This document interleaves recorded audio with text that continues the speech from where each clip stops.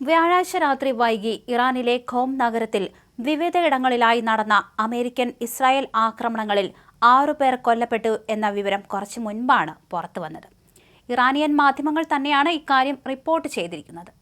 ഖോമിലെ പർദിസാൻ മേഖലയിലുള്ള 3 പാർപ്പിട സമുച്ചയങ്ങൾ ലക്ഷ്യമിട്ടായിരുന്നു ആക്രമണം നടത്തിയത്.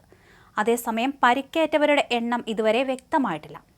ഇസ്ലാമിക് റവല്യൂഷണറി ഗാർഡ് കോർപ്സിന്റെ ഔദ്യോഗിക ടെലിഗ്രാം ചാനലും ഖോമിലെ ജനവാസ മേഖലയിലുണ്ടായ ആക്രമണത്തിൽ 6 പൗരന്മാർ രക്തസാക്ഷിത്വം വരിച്ചതായി സ്ഥിരീകരിക്കുകയും ചെയ്തു. അമേരിക്കൻ സയനിസ്റ്റ് അക്രമികൾ നടത്തിയ ആക്രമണത്തിൽ പർദിസാൻ മേഖലയിലെ 3 വീടുകൾ തകർന്നു എന്നാണ് റിപ്പോർട്ട്. അതേസമയം പടിഞ്ഞാറൻ അസർബൈജാൻ പ്രവിശ്യയിലെ ഉറുമിയ നഗരത്തിലുണ്ടായ ആക്രമണത്തിൽ 4 സാധാരണക്കാരുടെ കെട്ടിടങ്ങൾ തകർന്നതായും നിരവധി പേർക്ക് പരിക്കേറ്റതായും crisis management director general Hamid Safari ഔദ്യോഗിക വാർത്താ ഏജൻസിയായ ഇർനയോട് പറഞ്ഞു.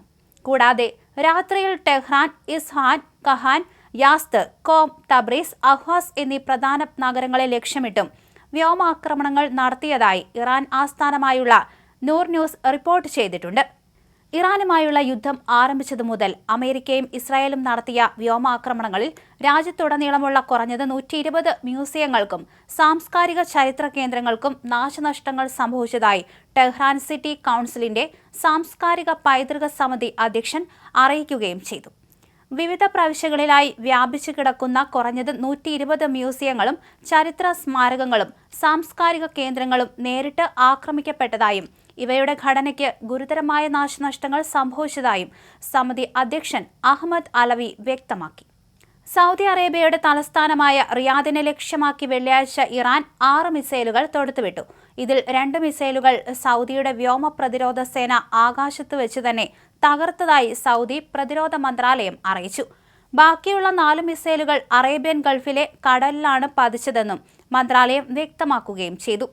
ഇസ്രായേലിന്റെയും അമേരിക്കയുടെയും സഖ്യകക്ഷികളുടെയും സഹായികളുടെയും തുറമുഖങ്ങളിലേക്കോ അവിടെ നിന്നോ ഉള്ള കപ്പൽ ഗതാഗതം പൂർണ്ണമായും നിരോധിച്ചതായി ഇറാന്റെ ഇസ്ലാമിക റവല്യൂഷണറി ഗാർഡ് കോർപ്സ് അറിയിച്ചു. ഇറാനിയൻ ഔദ്യോഗിക മാധ്യമങ്ങളാണ് ഈ വാർത്ത റിപ്പോർട്ട് ചെയ്തത്.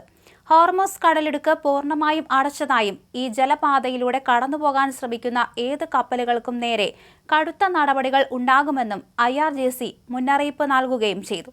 ഫെബ്രുവരി 28-ന് ഇറാനെ ആക്രമിച്ചുകൊണ്ട് യുദ്ധത്തിന് തുടക്കമിട്ടത് അമേരിക്കയും ഇസ്രായേലുമാണെന്ന് ഇറാൻ വിദേശകാര്യമന്ത്രി അബ്ബാസ് അരാങ്ചി ആരോപിച്ചു.